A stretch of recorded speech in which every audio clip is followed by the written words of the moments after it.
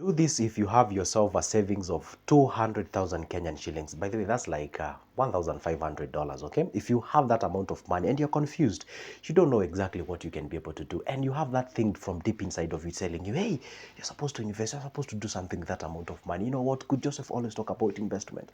But you're there, you're confused. Perhaps maybe you fear taking risks and all those kind of things. Or maybe you overly do not have an idea of what exactly you can be able to do. All right? Now, I'm going to take you step by step. And by the way, even if you hate watching long videos, this, my dear, is only 13 minutes. Come on, stick there, watch it to the end, and it actually can transform and change your life. All right? Let's get to the business. But don't forget, you know what? I always post a video each and every time, like this one and many others. So if you don't want to miss my good videos, do this. Down below there is a small button, by the way, it's on your right, written subscribe. It is in black. Hit that magical button and also like this video. I know you're like, why? What's the importance? Yeah, you get to be notified whenever I upload a new good video. Can you imagine a whole YouTube telling you, hey, you know what? Good Joseph has uploaded a new video. Let's get the business now. Point number one, so you have this money. First of all, congratulations. 200 G's in 2024 is not a simple thing, all right? Now, you have this money, but you're confused. You don't know exactly what you can be able to do. Let's be real, all right? Let's not talk theoretical here. Let's be real. So the very first thing that you're supposed to do, even before investing, is not what you can do, it's knowing yourself. That's the very first thing. So identify yourself. Identify yourself. Identify yourself. What do I mean by identify yourself? Like, I know myself, I'm called Kevin, I'm Dennis, I'm Mercy. No, I don't mean by names. You identify yourself. Who is you? All right? Who is you? Okay? What do I mean by this? With respect to what do you want? Okay, fine. The first thing is, what do you want? What you want. Okay, do you want a business or do you want an investment? All right. So if you can answer that, then you go to the next point. You ask yourself, okay, fine. In terms of risk calculation, where am I? Where do I range? Are you a high risk taker? Are you a high risk taker? Risk taker? High risk taker? Are you moderate? Are you moderate? Risk taker? Or, hey, guess what? You are a what? Low risk taker. Okay, good. Now you're done. You know why? See, if you can be able to answer these two questions, then amazing, amazing. You'll be having variety of options that you can pick. Now, the first question, do you want a business? Or do you want an investment? See, there's some people who, if I tell them, hey, you know what, you can invest on shares, you can invest on stocks, you can invest on.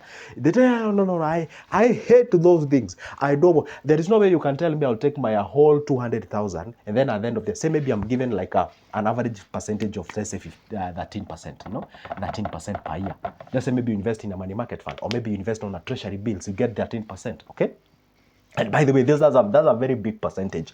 And then at the end of the year, you get yourself 26,000 out of the 200. 26,000 at the end of the year. Then they're like, wow, I can imagine I'm investing my whole 200,000 for a whole year and I get my 26,000.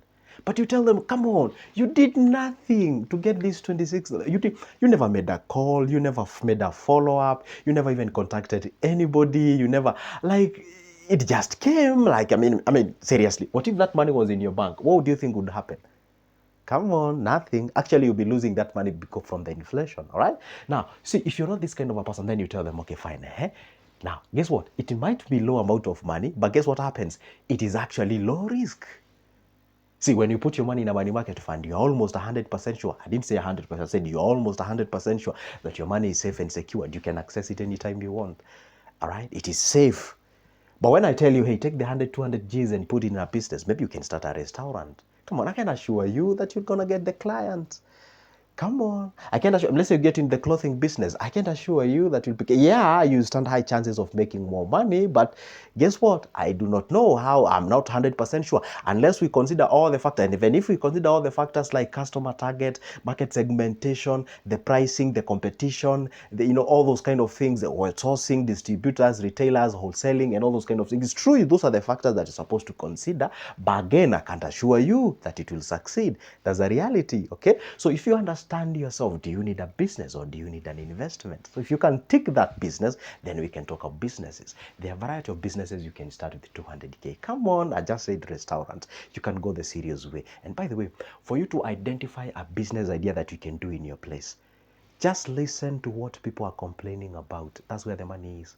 You see, people don't complain on things that don't matter much in their lives. Have you ever heard of people complaining about the price of cars? Oh, the price of cars is high. No, I think we are paying a lot of duty. No, people don't complain about that because that's what the majority of the people are. That's not where they are. People complain about the cost of living, the cost of electricity, the cost of fuel, the cost of, because the cost of fuel actually has a ripple effect to what they consume and all those kind of things. So guess what? Whenever people complain about, put your money into that. People complain about the food prices are rising. Go to the food industry. Invest in something in the food industry. You can go to the restaurant. You can go to the cereals. You can go to something like the groceries, the fruits and what have you, the convenience store, the general shop. You can go to the water refilling, the milk, the eggs. Those are the areas you go where they complain about. All right, that's a reality. Okay. Now, if you go to the next point when it comes to investment, say you've employed, you don't have time to go and make those calls and follow-ups and what have you, go the investments way. See, investment way. Now, at this particular point, you can pick variety. I've just given examples of bonds, bills, shares, rates, money market fund, and what have you. All right. So now you have 200,000. Now, it's okay to identify this. Now, let's answer the next question. So, who are you in terms of a risk taking? Okay, fine. Are you a high risk taker? This kind of a guy who can just wake up in the morning, there's an opportunity, say, yeah, boom, just invest into it. It is what it is. And those are the people who succeed much in life. It is true.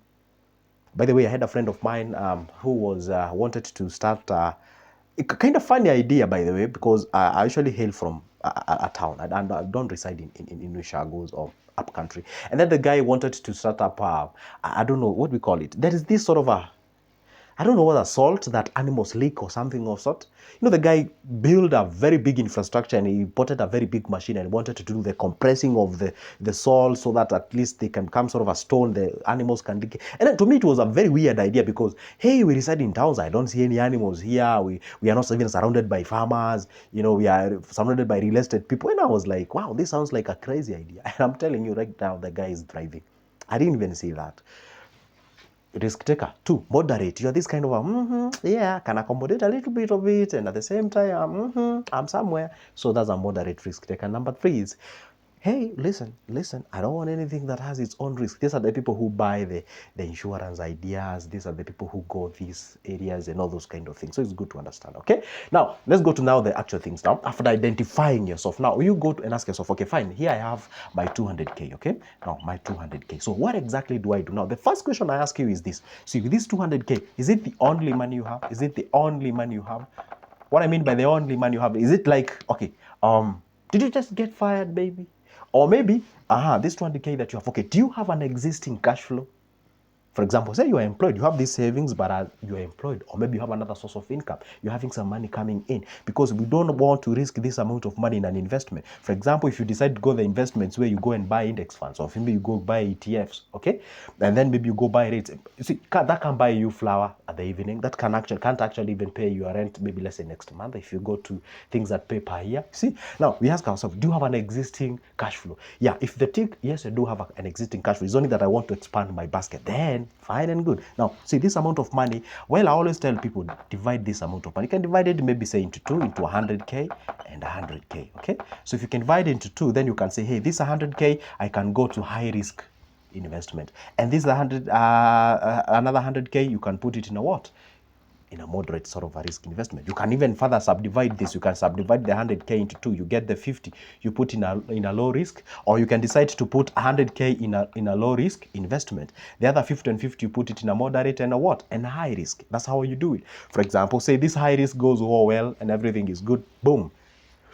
Maybe you can decide, maybe, hey, guess what? With the 150 Gs, I can start maybe a grocery store somewhere. I can start a Mutumba business in Kenya. You know what I mean by that, okay? And then the other one, which is 100K, it's at low risk. Just in case something happens with the high risk, you just have a soft landing. That's exactly how you do it. Say, number 1, never ever put all your eggs in one basket. Actually, we even call you a fool. You don't put that all money in one area. Unless you're 100%, okay, not 100% sure per se, but at least, unless you really understand. It's a thing that you have an experience about. Let's say maybe you're employed somewhere and you want to get into this industry of selling cosmetics. You've never been to the industry. Is that you just have that passion that is oozing or emanates from deep inside of you. You love the thing. So there is a difference between loving it and understanding it. And you find most of the people tend to love certain business or a venture. They don't understand it. Never ever invest in something that you do not understand. Okay. Number 3, this is what I always advise people, and this one may sound kind of a contrary of what I always tell people. Number 3, and I want you to listen to this. This is quite interesting. You'd rather not even invest your money. Just let it stay in a bank. If you are not sure of what you want to invest into, if you are not sure, you do not know what you're getting yourself into. Can you imagine this? It's like getting into a car and switch on or ignite your car and start moving, and you have the cover over the windscreen. You can't even see where you're going, but you just want to hear the car moving. Just want to hear the car moving, and you don't even know where you're going. That's when you invest into something. For example, I come here today and talk about, hey, you know what, guys? We can go into ETFs. You know what's nothing ETFs? I just tell you, hey, click this link, do this, and put that money there. And then boom, you put your money out there. You don't know where you're getting yourself into. So the chances of you losing your money is way higher compared to just leaving that money in a bank. You see, you would rather, I always tell people, you would rather let your money be eaten away by the inflation. For example, inflation in Kenya right now, as you speak, is around 6.8. You would rather lose your money in inflation with this rate rather than put in an investment where you can even lose even at 30% per year. It's true. Yeah, you can. Do you know we have what we call the toxic businesses? It's like a toxic relationship. Yeah, you can get into a business that is very toxic. You see, you are passionate, so the business is controlling you. You know, I'm very passionate about salon. I just love making nails, and the business is not doing good. It's showing you all the red flags. All the boxes have been ticked red, but you're still clinging to that business. You know what? I've come too far. I don't wanna, sort of shake off all what I've done. You see, I forgot. There's a theory that explains. When you have actually applied or you've moved for a long period of time, so you kind of feel whole, you are held hostage by the virtue that you have actually applied a lot in this business. So you cling to it, you develop ulcers, you become depressed, you become anxiety. Guess what, guys? This is life. Shake some things off, get learning or learn, get off the market, come again. You see, most of the people whom you see, they have actually achieved in this life, honestly speaking. Some of them started some things, failed, others started something. For example, myself, I started different things and they failed. I felt bad. Sometimes it happens. Sometimes we feel like you can give up, but it is what it is, okay? Now, point is this, at all the time, make sure that money that you have out there, you actually know, understand yourself, what you want to invest in and on.